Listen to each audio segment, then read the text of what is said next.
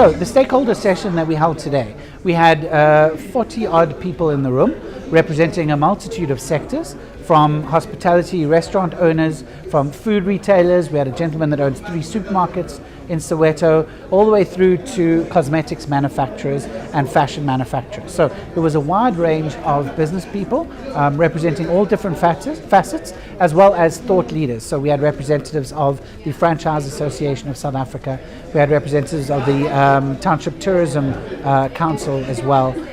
So these are stakeholders that have a stake and something to talk about in terms of the township economy. So we gathered them here today. We gave them a quick overview of what the shows are and what we hope to achieve with the shows.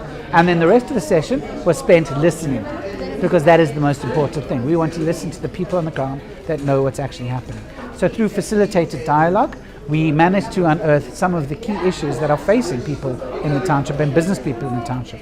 And that ranges from access to finance, which is always a universal problem, especially for a small business, but being in the township does represent some other challenges that we hope to be able to overcome, be it, any sort of safety, be it an unwillingness potentially on the behalf of commercial finance institutions to actually take a chance on township business.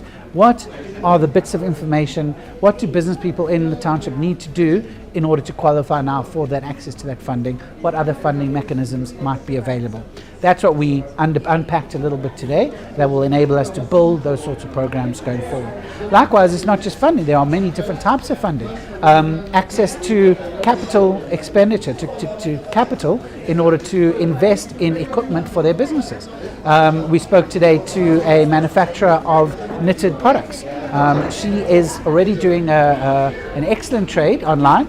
She stopped in 2 stores in Johannesburg. Her business is doing great, but she's still manufacturing all of her goods using a home sewing machine in her house, which is great, and that's a perfect place to start. But how will she grow? She needs access to funding to have her own premises. She needs access to be able to buy a commercial sewing machine and the other commercial equipment that's going to allow her to increase the amount of goods that she can manufacture, and then of course increase her income. We spoke to food retailers today. They have need of refrigeration equipment. They have need of IT systems that are going to allow them to track point of sale, to be able to get the depth of knowledge in terms of the products they're selling,